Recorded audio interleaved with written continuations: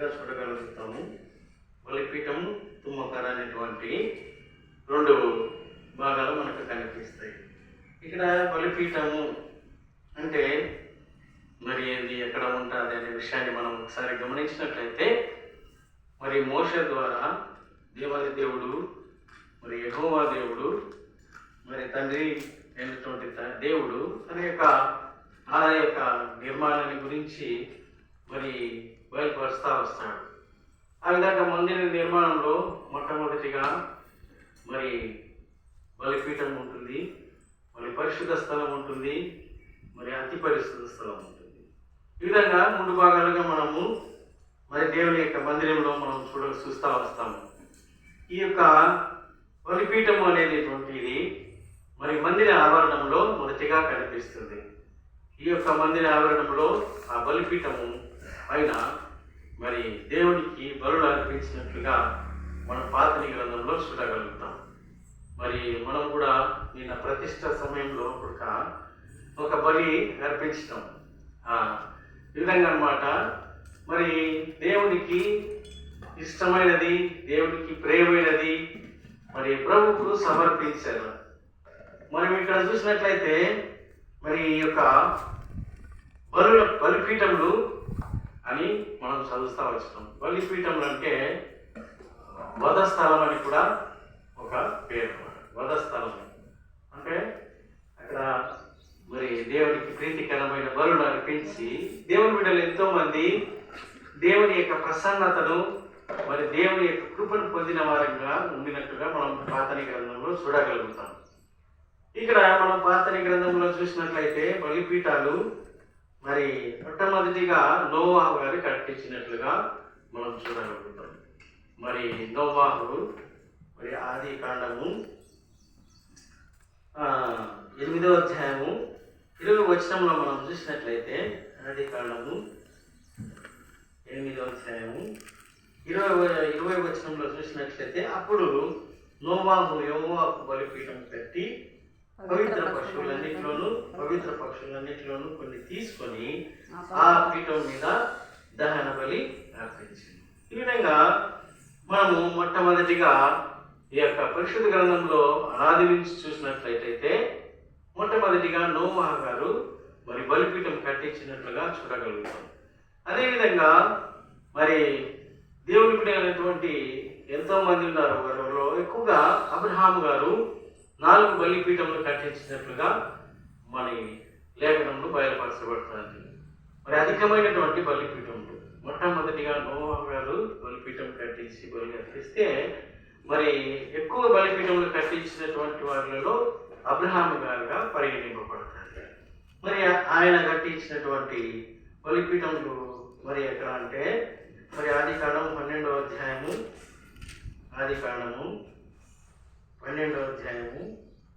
7వ వచనం అందరం కలిసి చదువుతుంది.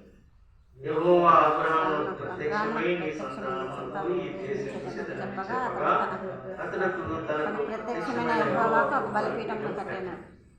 ఇది మొట్టమొదటి బలిపీఠముగా మనం చూడగలుగుతున్నాం. అబ్రహాం గారు మొట్టమొదటి బలిపీఠము మరి ఇక్కడ కట్టించినట్లుగా షేకేము అనే స్థలంలో.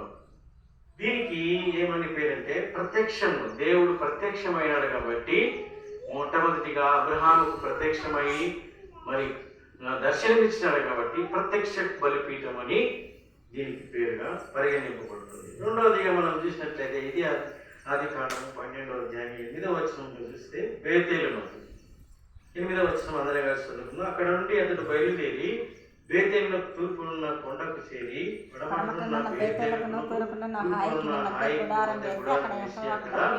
యెహోవా బలిపీఠం కట్టి యెహోవా నామమున ప్రార్థన చేశాడు. కాబట్టి మరి ఇది 2వ బలిపీఠము. ఇది ప్రార్థనా బలిపీఠం.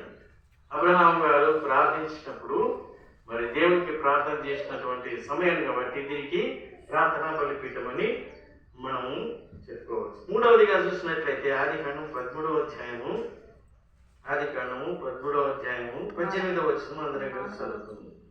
అప్పుడు అబ్రహాము తన గుడారం తీసి హెబ్రోనులో అమ్రేయుడైన సింధూర వృక్షం బలిపీఠము కట్టాడు. ఇది మూడవ బలిపీఠముగా మనము చూడగలుగుతున్నాం. ఈ యొక్క బలిపీఠం ఇది ఆరాధన బలిపీఠం అని దీనికి. నాలుగవదిగా మనం చూసినట్లయితే అది ఆదికాండం 22:9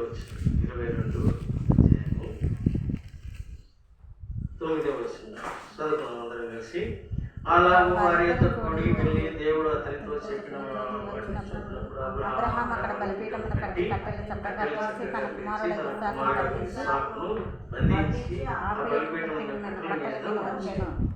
ఇది నాలుగో బలిపీఠం.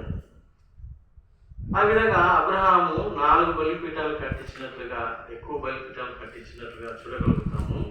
అదేవిధంగా అబ్రహాము, ఇస్సాకు, యాకోబు, దావీదు, సొలొమోను ఈ విధంగా మరి దేవుని బిడ్డలు ఎంతో మంది కట్టించినారు. అయితే అబ్రహాము బలిపీఠం కట్టించే విధానానికి మరి యాకోబు మరి ఇతరులు కట్టించినటువంటి బలిపీఠాలకు కొంచెం భేదం ఉన్నట్టుగా మనం చూడగలుగుతాం. ఆ భేదం ఏంటంటే మరి అబ్రహాం అయితే ఏం చేసేవాడంటే బలిపీఠానికి కావాల్సిన వస్తువులను వాటన్నిటిని తానే స్వయంగా సమకూర్చుకొని తానే స్వయంగా బలిపీఠం కట్టించినట్లుగా మనం చూడగలుగుతాం.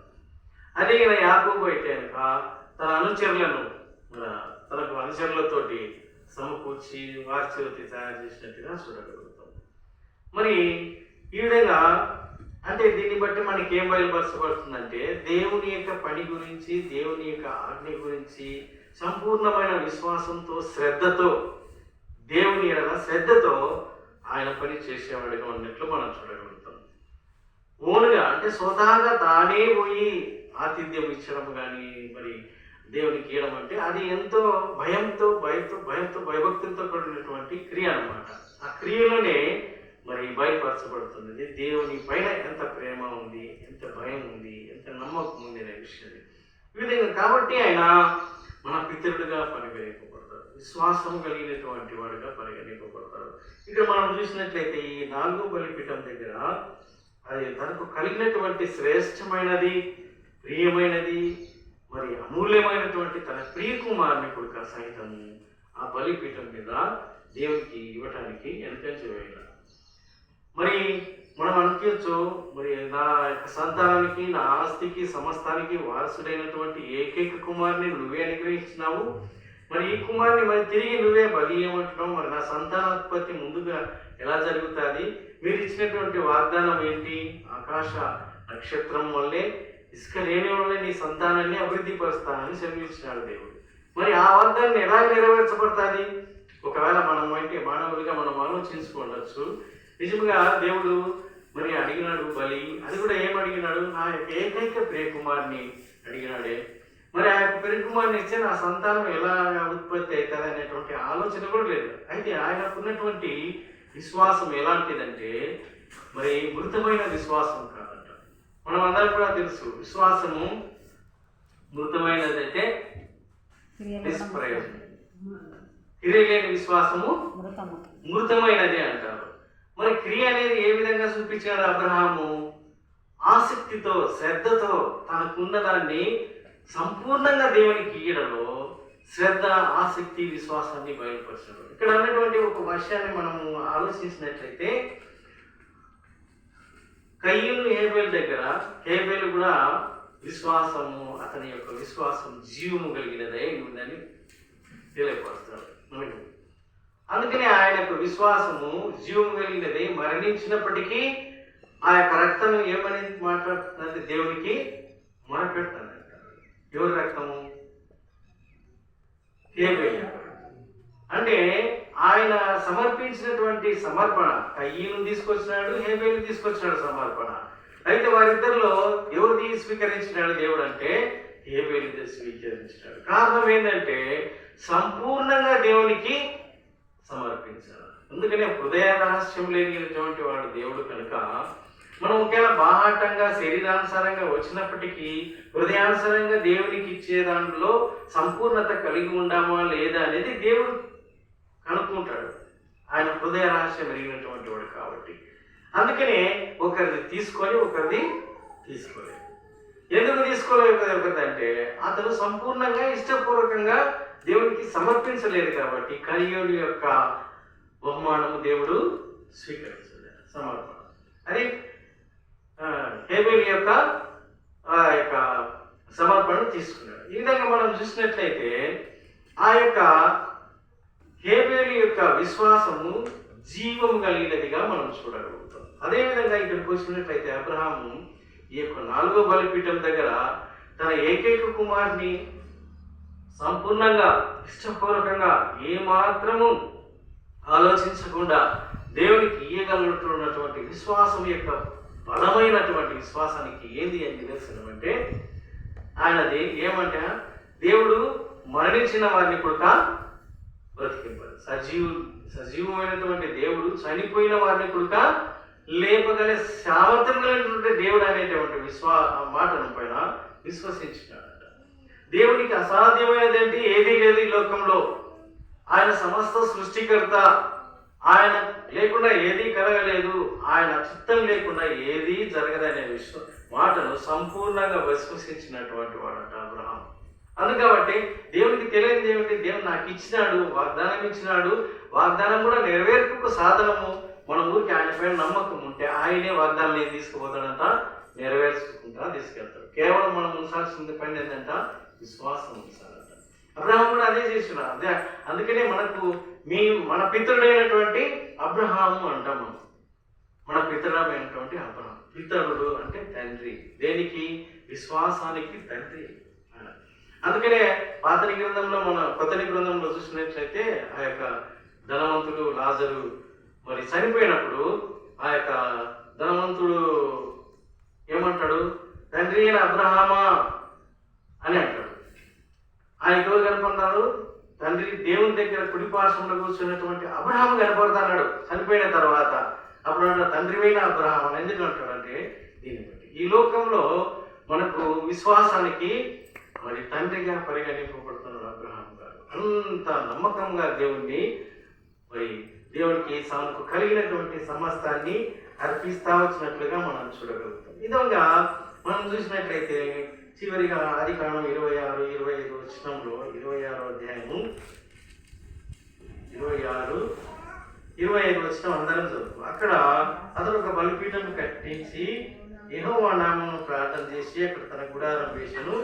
అప్పుడు ఇస్సాకు దాసులు అక్కడ భావించారు. ఇక్కడ ఒక బలిపీఠం, చివరిగా 5వ బలిపీఠాన్ని మనం చూడగలుగుతాము. ఇది యొక్క బలిపీఠం పేరు ఏంటంటే అనుసరించేది. ఏం బలిపీఠం అంట, మాదిరికరమైనటువంటి బలిపీఠం అంట. తన ప్రియ కుమారుడైనటువంటి ఇస్సాకు, అబ్రహాం కుమారుడైనటువంటి ఇస్సాకు తండ్రి యొక్క అడుగుజాడలను నడుచుకున్నట్లుగా మనం చూడగలుగుతాం. తన తండ్రి ఏం చేసేవాడు, దేవునికి మొదటి స్థానం ఇచ్చేవాడు, దేవుని విశ్వాసం ఉంచేవాడు, దేవునికి మరి సమస్తము ఆయన ద్వారా కలిగిందనే దాన్ని నమ్మకంగా ఉండి తన ప్రియ కుమారుని కూడా బల ఇవ్వడానికి సిద్ధపడినటువంటి వాడు. ఆ బలిగా ఉన్నటువంటి ఇస్సాకు తన తండ్రి యొక్క ఆ యొక్క పద్ధతులను నేర్చుకున్నాడు కాబట్టి తాను కూడా తన జీవితంలో ఏం చేసినాడు, ఎప్పుడైతే దేవుని ప్రసన్నత పొందాలంటే దేవుని యొక్క దర్శనం కలగాలంటే దేవునితో ముఖాముఖిగా మరి మాట్లాడాలంటే ఏం చేసినాడు, ఆయన కూడా బలిపీఠం అనుసరించినాడు. ఎవరిని అనుసరించినాడు, తన కన్నుల ఎదుట తన తండ్రి యొక్క క్రియలన్నింటినీ చూసినటువంటి వాడు కాబట్టి మరి తండ్రిని అనుసరించినటువంటి క్రియ అనేది ఇక్కడ జరిగించినాడు. కాబట్టి ఇక్కడ ఈ 5 బలిపీఠాలు మనం చూసినట్లయితే మరి మరి ఒక్కొక్కటి ఒక విధంగా ఉంది. ప్రత్యక్ష బలిపీఠము, ప్రార్థనా బలిపీఠము, ఆ విధంగా ఆరాధనా బలిపీఠము, ఆ విధంగా సమర్పణ బలిపీఠము, చివరిదిగా మాదికరమైనటువంటి బలిపీఠముగా మనం చూడవచ్చు.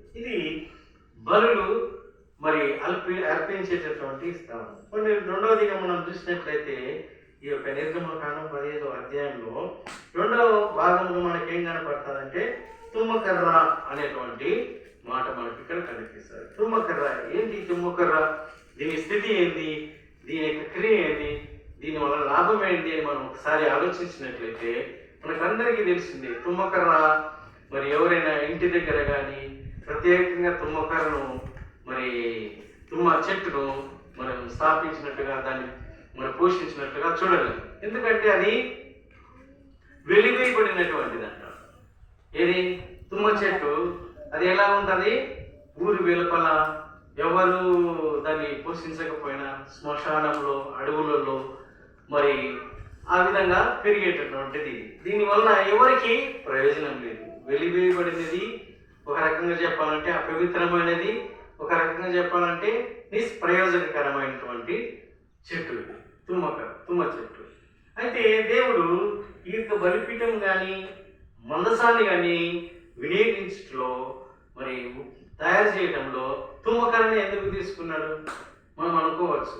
నిజంగా చెట్లలో ఎన్నో చెట్లు ఉన్నాయిగా, సుగంధ ద్రవ్యాలు అర్పించేటువంటి చెట్లు, మరి టేకు చెట్లు కానీ మరి దేవదారు వృక్షాలు కానీ ఎన్నో రకాల చెట్లు ఉన్నాయి కదా. వీటి శ్రేష్టమైనటివి మంచి మంచి చెట్లన్నీ వాటితో చాలా తయారు చేస్తాం. మనం ఇప్పుడు కూడా ఇళ్ళలో దేంతో దర్వాజాలు చేసుకోవాలంటే అది మెయిన్ డోర్ తయారు చేసుకోవాలంటే దేంతో చేసుకుంటాం? టేకుతో చేసుకుంటాం. ముఖ్యంగా టేక్ అన్నా లేకపోతే మనకు సామాన్యం ఎవరు చూసినా సాధ్యమైనంత వరకు టేకు కర్రతోనే. ఎవరైనా తుమ్మకర్రతో చేసుకున్నట్టు చూసినారా? తుమ్మకర్రతో ఎవరు చేసుకోరు. అది వెలువేయబడినది, నల్లగా ఉంటుంది అనమాట. అది ఎవరు మనుషులు దాన్ని వినియోగించలేనటువంటి చెట్టుగా మనం చూడగలుగుతాం. ఈ చెట్టు ఎవరికి నిదర్శనంగా అంటే మన యొక్క జీవితానికి నిదర్శనంగా ఉంది. నిజంగా మన యొక్క జీవితం కూడా ఒకప్పుడు క్రీస్తుని ఎరగక మునుపు మన జీవితం కూడా ఎలా ఉందంటే వెలివేయబడినటువంటి అపవిత్రమైనటువంటి జీవితం, ఇష్టానుసారమైనటువంటి జీవితం. దేవుడంటే భయం లేక, దేవుడంటే తెలియక, మరి మన పాపం ఎంతో సమకూర్చుకొని మరి అందరి చోట అపవిత్రంగా ఉన్నటువంటి వారు, వెలివేయబడినటువంటి జీవితం. మనలో ఒక ఆకారం లేదు, ఒక క్రియ లేదు, ఒక మంచి పని లేదు. మనుషులు చూసినప్పటికీ మనల్ని వెలివేసేటటువంటి స్థితిలో మనం ఉంటుంది. అయితే ఎప్పుడైతే మరి దేవుని యొక్క దయా సంకల్పం చొప్పున, అందుకనే యేసుక్రీస్తు వారి లోకానికి ఎందుకు వచ్చినారు? నశించిన దాన్ని వెదకి రక్షించడం వరకు. ఏదైతే నశించో దాన్ని వెదకి రక్షించడం వరకు ఈ లోకానికి దేవుడు వచ్చినాడు. కాబట్టి ఈ యొక్క అనాది కాలంలోనే నశించిన దాన్ని రక్షించేటటువంటి క్రియ భవిష్యత్ కాలంలో మన కొరకు ఒక బలిగా అర్పింపబడి, బలి అయి మన పాపం నిమిత్తమై ఆయన మరి రక్తం కాచి ఆ రక్తంతో మనం కడగాలనేటువంటి ముందుగానే క్రియను ఇక్కడ చూపించినట్టుగా మనం చూడగలుగుతాం. ఈ యొక్క చెట్టు తుమ్మకర్ర మన యొక్క జీవితానికి నిదర్శనం. అటువంటి చెట్టును మరి తీసుకొచ్చి దాన్ని తయారు చేసి ఎక్కడ పెట్టారు? మందిర ఆవరణంలో తీసుకొచ్చారు. అంతేకాకుండా ఆ తుమ్మకర్రతో మందసాన్ని చేసినప్పుడు, మందసం ఎక్కడ ఉంటుంది? అతి పరిశుద్ధమైన స్థలంలో. అంటే ఎవరికి ప్రయోజనం కానటువంటిది, ఎవరు ఇష్టపడినటువంటిది, అందరి జీవితాల్లో ఒక ముళ్ళ కంపగా ఉన్నటువంటి మన జీవితాన్ని కూడా దేవుడు ఏం చేసినాడు? వెదకి రక్షించి తన క్రయధనం క్రియ ద్వారా మరి మన పాపంలో ఇక్కడ రావాల్సినటువంటి బలి ఆయన అర్పించి మరి తన రక్తం ద్వారా మనం కడిగి పవిత్రపరిచి ఈ యొక్క దేవుని సన్నిధిలో తీసుకొచ్చిన విధానాన్ని మనం చూడగలుగుతాం. నిజంగా పాపి అయినటువంటి మనము దేవుని యొక్క నామాన్ని ఉచ్చరించటకుడుక యోగ్యత లేనటువంటి వారు. అయితే ఆయన దయా సంకల్పం చొప్పున యేసుక్రీస్తు ప్రభువారు జగత్ పునాదులు వేయబడక మునిపే క్రీస్తులో నేను ఏర్పరచుకోండి అంటాడు దేవుడు. కాబట్టి నిజంగా ఆ విధంగా దూరంగా ఊరి వెలుపల ఇప్పుడు మనం చూస్తున్నాం చూడండి, బయట కూడా అక్కడ ఎవరు నివాసం లేని స్థలాల్లో ఏం పెరుగుతుంటది? ఈ ముళ్ళ పొద అంటారు. అలాంటి మన జీవితాన్ని ఏం చేసినాడు దేవుడు? తన యొక్క పరిశుద్ధమైనటువంటి స్థలంలోకి తీసుకొచ్చినాడు. మనకందరికీ తెలిసిందే 2024 సంవత్సరాల పూర్వం యేసుక్రీస్తు ప్రభువారు ఈ లోకానికి శరీరధారిగా వచ్చినాడు. ఎందుకోసం వచ్చినాడంటే నశించిన దాన్ని వెదకి రక్షించడం కొరకు. కాబట్టి మన స్థితి ఒకసారి యేసుక్రీస్తు కనుక లేకపోతే మన జీవితం ఏ విధంగా ఉండేదంటే ఒక విమోచన లేకుండా, రక్షణ లేకుండా ఆ యొక్క కంపల్సరీ కొట్టిన తర్వాత ఏం చేస్తారు? కొట్టి ఏం చేస్తారు? కాల్చేస్తారు. అది వినియోగం కాదు, వినియోగపడదు. ఆ చెట్టు ఏంటంటే ఒక అభ్యంతరంగా ఉందంటే దాన్ని ఏం చేస్తారు? కొట్టేసి మొత్తం ఒక కుప్పగా వేసేసి ఏం చేస్తారు? కాల్చేస్తారు. మన జీవితం కూడా అలాగనే ఉంటుంది ఒకప్పుడు. మరి మన యొక్క పాపం నిమిత్తం మన యొక్క అపరాధం పెట్టం మనం ఒక దినాన మరణానికి పాత్రలమై అగ్నిగుండంలో కాలవలసినటువంటి జీవితం మనది. అయితే ప్రియ కుమారుడైనటువంటి యేసుక్రీస్తు ప్రభువు వారి లోకానికి వచ్చి మరి నీ నా పాపములన్నిటినీ ఆయన పైన తెచ్చుకున్నాడు. ఆ యొక్క మరి వెలివేయబడినటువంటి ఆ చెట్టును, ఆ యొక్క తుమ్మ చెట్టు యొక్క నిదర్శనమైనటువంటి పాపిని మనం రక్షించుకోవడానికి గవిని వెలుపల, అంటే ఊరి వెలుపల యేసుక్రీస్తు వారు ఏం చేసినారు? బలి అయినారు. మరి ఆయనలో ఏ పాపము లేదు, ఏ నేరము లేదు. ఆయన శక్తిమంతుడు, సర్వాధికారి, సమస్తమును ఎరిగినటువంటి వాడు. అయినప్పటికీ తన్ను తానుగా నిన్ను నన్ను రక్షించట కొరకై ఆయన మరి తను తానుగా తగ్గింపబడ్డాడు, బలి.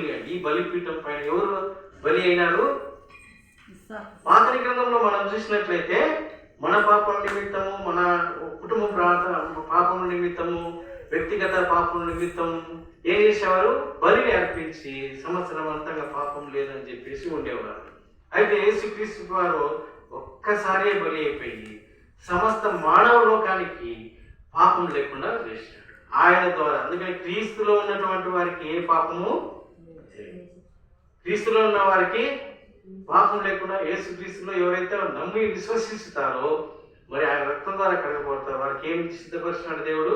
పరలోక రాజ్యం సిద్ధపరుస్తున్నాడు. కాబట్టి నీ నా కొరకు యేసుక్రీస్తు ప్రభు వారి లోకానికి వచ్చి ఆ తుమ్మకాల మాదిరి మనం ఉన్నటువంటి జీవితాన్ని తీసివేసి మార్చివేసి శ్రేష్టమైనటువంటి స్థలంలో, పవిత్రమైనటువంటి స్థలంలో దేవునికి ఉపయోగకరంగా ఉండేవాదిగా మనకు దేవుడు చేసినాడు. నిజంగా దేవుడు ఎంతగా మనల్ని ప్రేమించినాడంటే, తండ్రి అయినటువంటి దేవుడు తన ప్రియ కుమారుని మరి బలిగా అర్పించుటకు, మనం అబ్రహాము గారిని చూసినట్లయితే మరి ఇస్సాకు, అబ్రహాం యొక్క క్రియ, యేసుక్రీస్తు ప్రభు వారిని మరి తండ్రిని మనం చూడగలుగుతాం. తండ్రి అయినటువంటి దేవుడు తన కుమారుని, ప్రియమైన కుమారుని మానవుల విమోచన కొరకు మరి బలిగా అర్పించినాడు.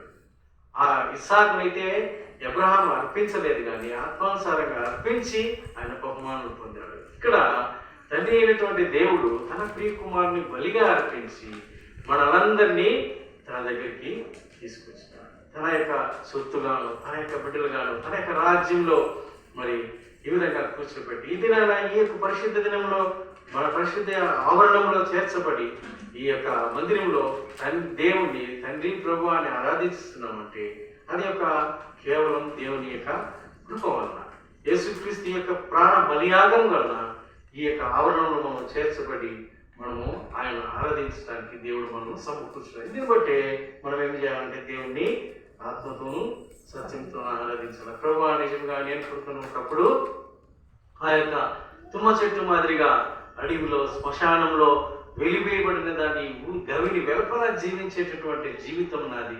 నేను నిష్ప్రయోజకుడిని, దేనికి పనికిరానటువంటి వాడిని. నా వలన ఎవరికి ప్రయోజనమే లేకపోయింది. నా వలన అందరినీ మరి ముళ్ళ కంపలతో కూర్చేటటువంటి జీవితం. మరి ఒక దినాన నేను అగ్నిగుండంలో మరణించాల్సినటువంటి జీవితం నాది. అయితే నీ ప్రేమ అపారమైన తండ్రి నన్ను రక్షించినప్పుడు లోకానికి ఇస్తావు. నేను నశించిపోవడం నీకు ఇష్టం లేదు.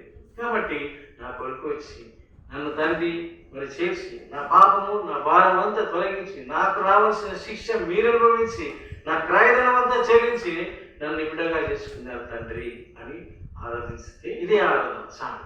చిన్న మాటలే ఎక్కువగా రాకుండా 2-3 మాటలతో ప్రభా నువ్వు రక్షించిన విధానం చూసినప్పుడు మనకు ఆ విషయం గుర్తుకొస్తుంది. ఎఫెసీ రాసిన పత్రిక 1వ అధ్యాయంలో జగత్ పునాదులు వేయబడక క్రీస్తులో నేను మిమ్మల్ని ఎట్లా ఏర్పరచుకున్నాడంటే ఇదే.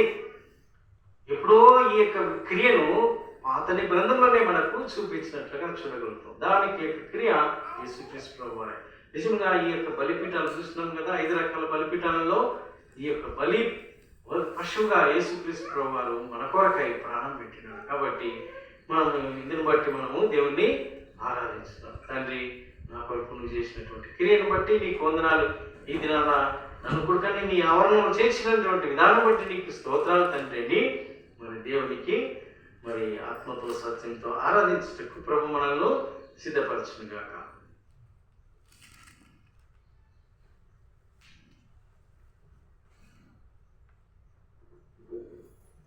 లేచిన వాడి పాట పాడుకున్నాము. దయచేసి అందరూ లేచిన వాడాల్సిందిగా మనం చేస్తూ ఉంటున్నాను.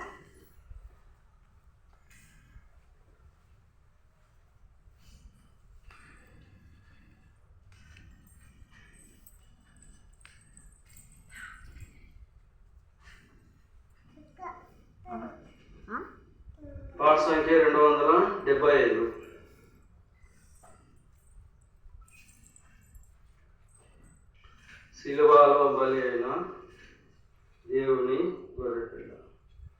పాట సంఖ్య 275, పాత పుస్తకంలో 235. సిలువలో బలి అయిన దేవుని గొర్రెపిల్ల, విలువైన నీ ప్రేమ వివరింతు శ్రేయస్సు.